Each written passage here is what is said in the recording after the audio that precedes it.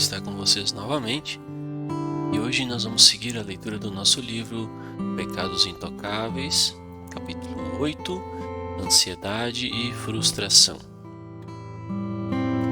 A vida é quase sempre difícil e muitas vezes dolorosa. A possibilidade de meu carro pifar durante uma viagem de férias é uma dificuldade. A possibilidade de eu sofrer um acidente e ficar paralítico é um sofrimento. Claro que existem vários graus de dificuldade e, em certa medida, de sofrimento. Dificuldades geralmente ocorrem na vida rotineira e nas próprias responsabilidades que a vida nos traz, ao passo que sofrimento normalmente é gerado por circunstâncias atípicas.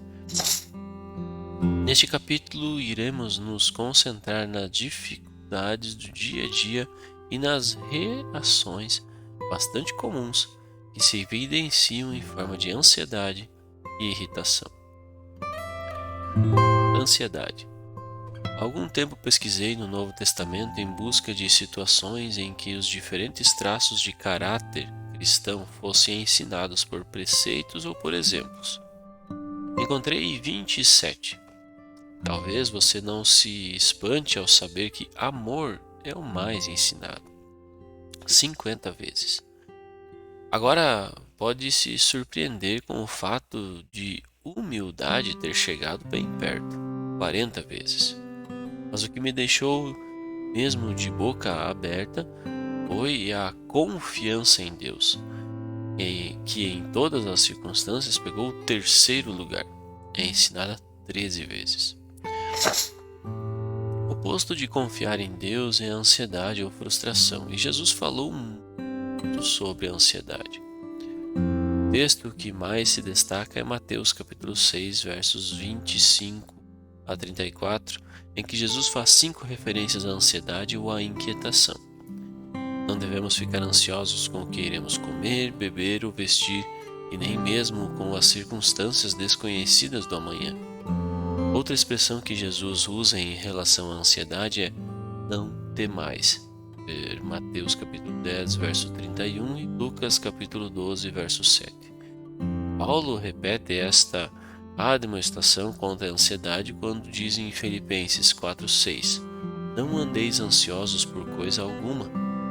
Pedro acrescentou: lançando sobre ele todas as vossas ansiedades, pois ele tem cuidado de vós. 1 Pedro 5:7. Quando dizemos a alguém não fique ansioso ou não tenha medo, estamos simplesmente tentando encorajar a pessoa ou corrigi-la com a intenção de ajudar. Todavia, quando Jesus, ou Paulo, ou Pedro, que escreveram por inspiração divina, nos diz não fique ansioso, tal frase tem a força de uma ordem moral, ou seja, a vontade moral de Deus é que não vivamos ansiosos, ou sendo mais explícito, ansiedade é pecado. Ansiedade é pecado por 2 motivos. Primeiro, como já mencionei, é falta de confiança em Deus. Em Mateus capítulo 6, versos 25 a 34, Jesus argumenta que se o Pai Celeste cuida das aves do céu e dos lírios do campo, não irá cuidar ainda mais de nós e da nossa necessidade? Pedro diz que a razão para lançarmos nossa ansiedade em Deus é que Ele se importa conosco. Assim, quando permito que a ansiedade me domine, estou, na verdade, acreditando que Deus não se importa comigo e não irá cuidar de mim na situação que está me deixando ansioso. Imagine que alguém amado lhe diga: não confio em você. Não acredito que você me ame e cuidará de mim. Que afronta. Mas é o que dizemos a Deus com a nossa ansiedade. Ansiedade também é pecado porque significa recusar a providência de Deus em nossa vida.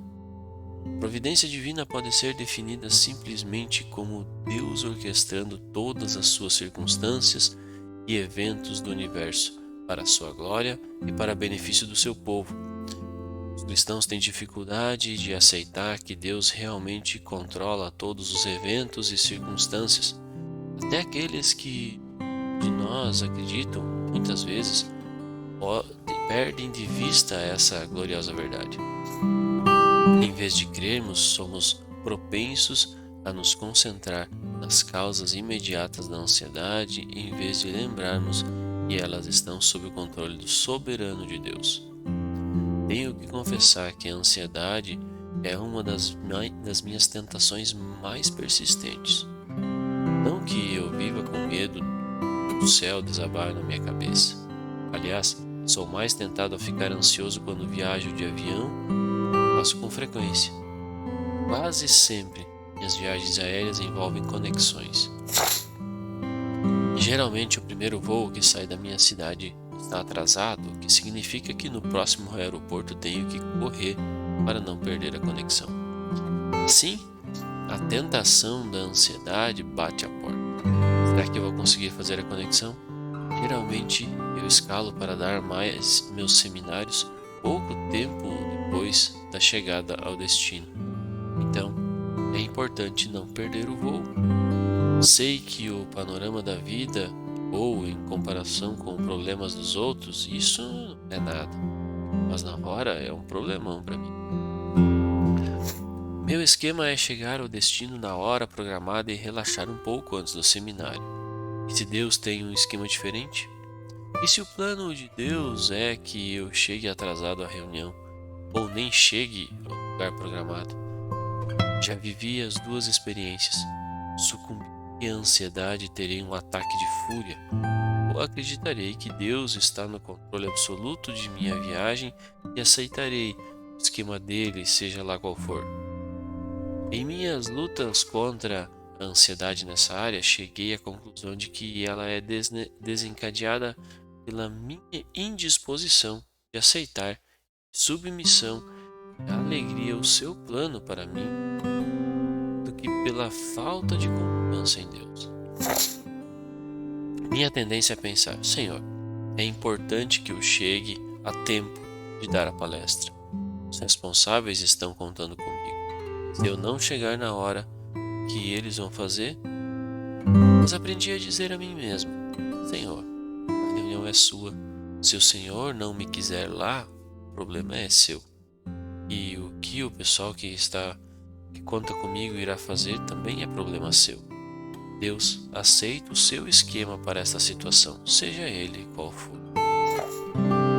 Uma das cartas de John Newton, quem conhecemos no capítulo 4, escreveu a um amigo e tem me ajudado muito nessa questão de aceitar a vontade providencial de Deus, ou a sua agenda, como costumo chamar.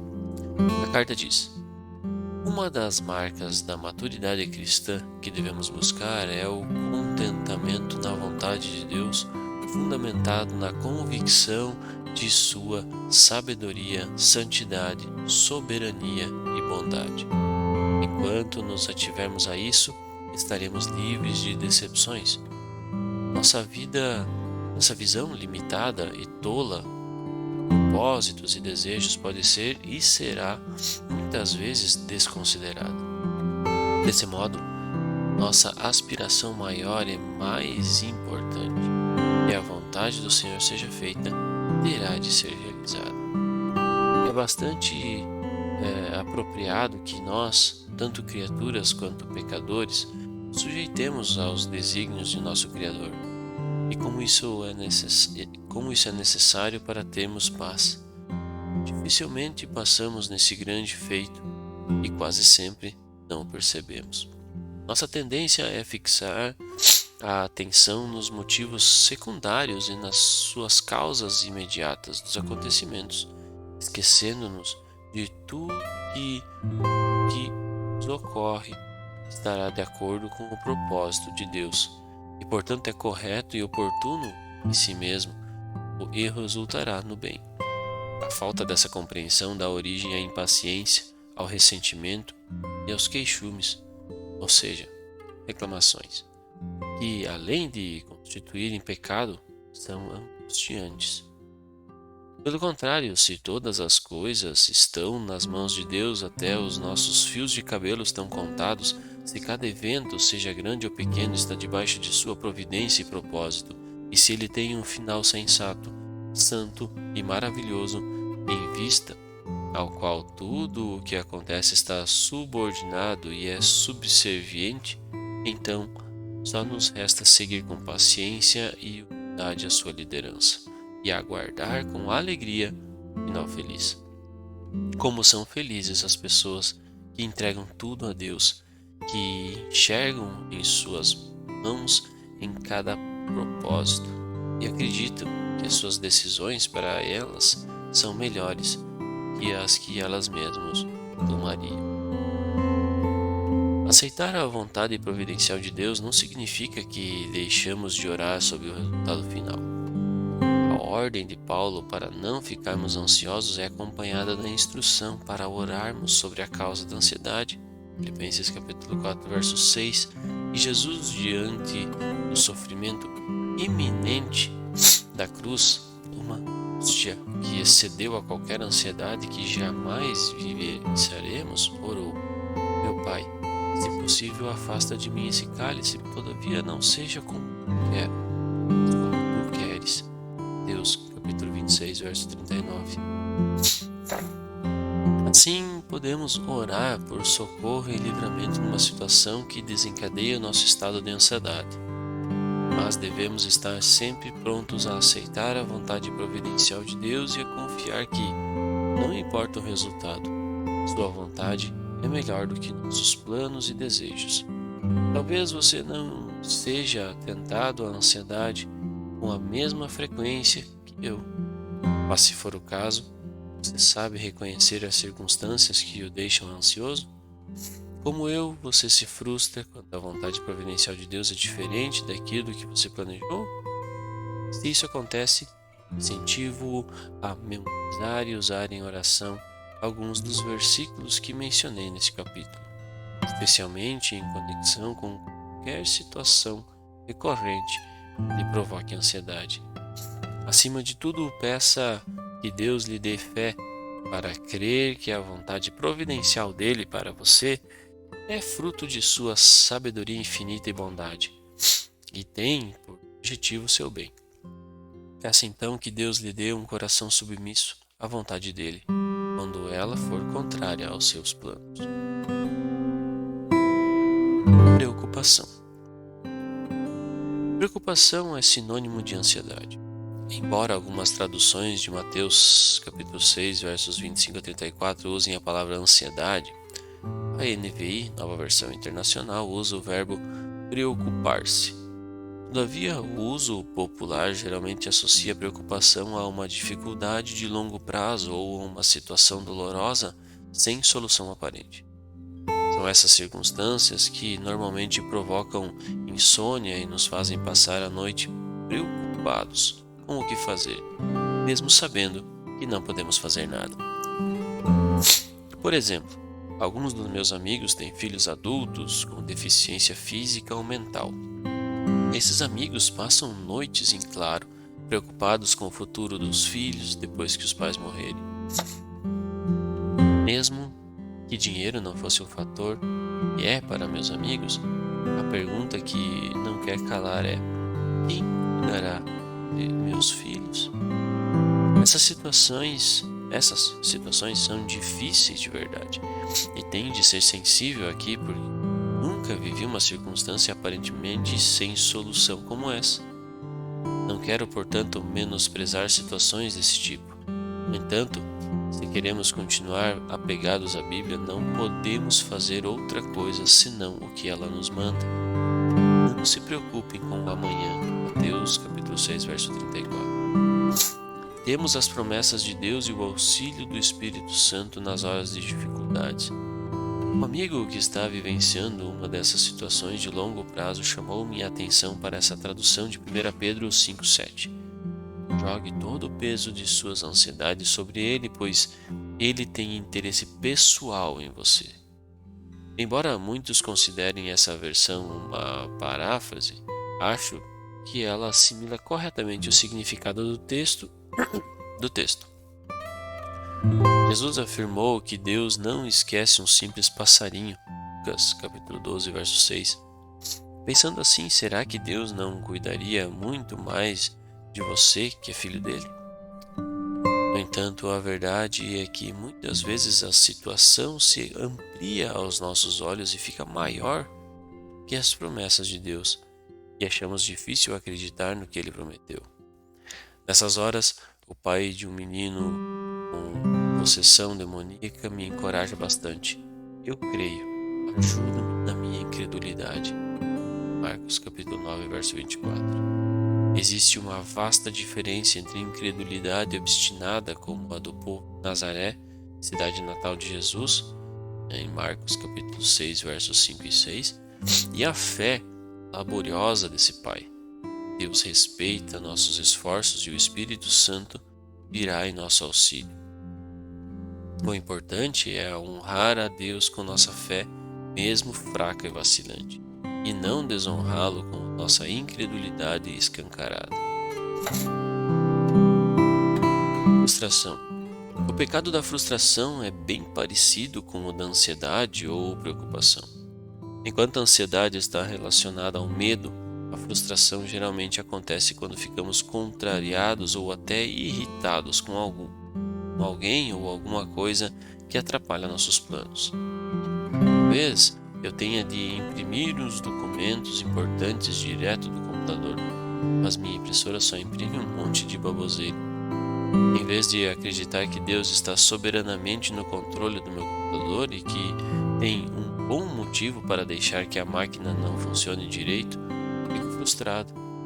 Na verdade, essa reação tem suas raízes na minha descrença no momento, pois na hora que me comporto como se Deus não estivesse nem aí comigo ou com minhas circunstâncias, deixo de reconhecer a mão invisível de Deus por trás do que desencadeia minha frustração.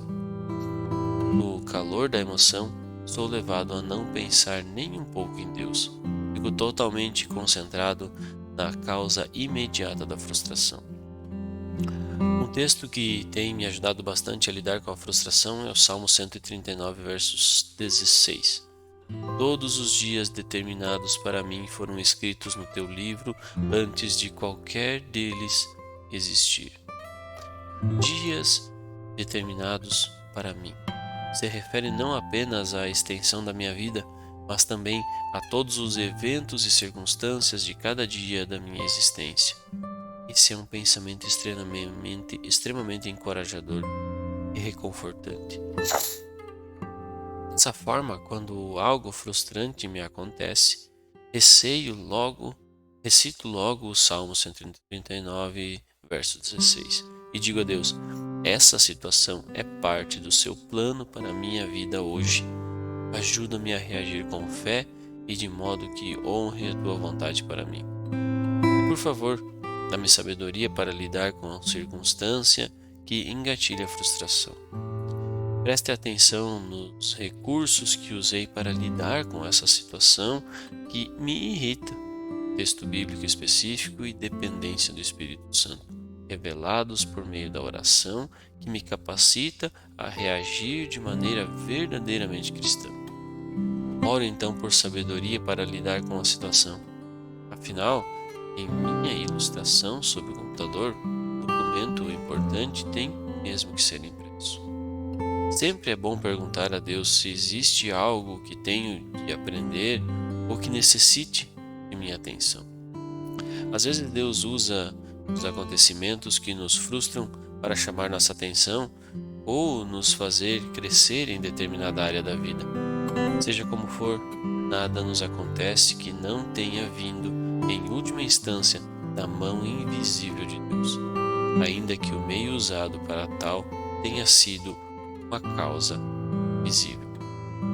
No entanto, gostaria de repetir o que disse ou deixei transparecer nesse capítulo. Tanto a frustração quanto a ansiedade são pecados. Não devem ser tratados com pouco caso ou descartados como reações normais às situações difíceis de um mundo caído. Dá para imaginar Cristo todo ansioso ou frustrado? E tudo em nossa vida que não for parecido com Jesus é pecado. Concordo que nesse mundo nunca ficaremos totalmente livres da ansiedade e frustração. Pelo menos acho que não. Não Não devemos, porém, jamais aceitá-las como parte de nosso temperamento, da mesma forma que não aceitamos o adultério como parte dele. Tenha em mente que, embora a ansiedade e a frustração não sejam tão graves quanto o adultério, continuam sendo pecado. E todo pecado é coisa séria aos olhos de Deus Santo. Encerramos então a leitura do capítulo 8. No próximo encontro estaremos lendo então o capítulo 9. Mais uma vez eu peço que você possa refletir sobre as palavras que foram lidas sobre esse texto. Se você tiver a oportunidade de ler este capítulo novamente, de adquirir o livro também, e seria uma maneira também de abençoar os escritores e retribuir um pouco do tempo dedicado a eles. Que seja possível que haja essa reflexão e que esse capítulo possa trazer frutos às nossas vidas, ao nosso dia a dia. A gente possa transparecer um caráter cristão através da prática daquilo que a gente vem estudando ao longo dos dias. Deus abençoe, um forte abraço e nos vemos no próximo capítulo.